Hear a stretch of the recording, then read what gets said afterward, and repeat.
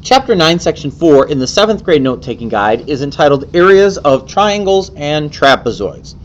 So we'll go ahead and start off right away with the shapes here because there's no definitions, there's no setup here. In number 1, they're asking me to find the area of the triangle. And as you can see, the prompt here says to take the base times the height and multiply that by 1/2, and that will give me the area of the triangle. Now, kind of resembles the parallelogram formula, should kind of resemble the parallelogram formula. Because as you can see, we've got base and a height in there.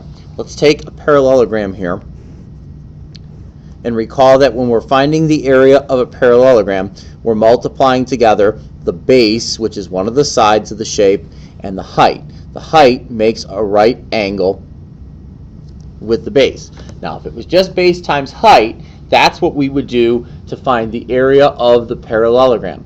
This is not just a parallelogram. All right, this is half of a parallelogram. Now you might be saying, how is that so? Well, that's easy. Pick a corner and draw a line to every other corner, which is the process known as triangulation that you saw back in Chapter 8 a chapter ago. So let's say I pick this corner right here, and then I draw a line to every other corner. The only one that's not already there is this line right here. Well, notice what shape I get. You bet, I got a triangle. All right, and indeed, all right, I'm taking half of the parallelogram.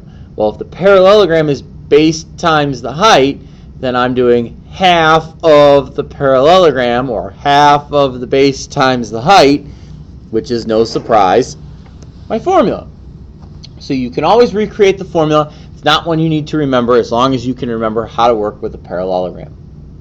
All right, notice here that the base and the height do make a right angle, which is important because, of course, in the parallelogram, the base and the height would make a right angle.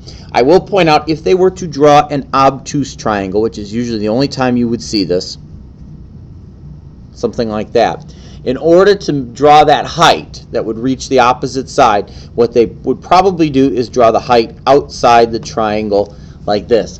The height does not have to be inside the triangle. The height doesn't even have to be a side of the triangle, which is contrary to number 1. The only thing that has to be a part of the triangle is the base. And indeed, since in A we do have one of the sides calling the base, there picked the 8, we could have picked the 5, it doesn't matter, we're good to go. So again, the height, as long as it makes a right angle with the base and goes to the opposite vertex or the opposite corner or the opposite side, depending on how this is drawn, it's all good. All right, so here, half of 8 times 5. Again, a little bit of order of operations, but you shouldn't be able to mess that up. That's 40, and then half of 40 changes into 20. So the triangle has an area of 20 units squared.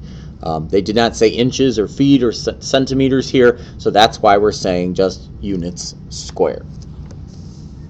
Now, trapezoid, more complex here. In a trapezoid here, formula changes quite a bit. It's half times the sum of the bases times the height. Half times the sum of the bases times the height.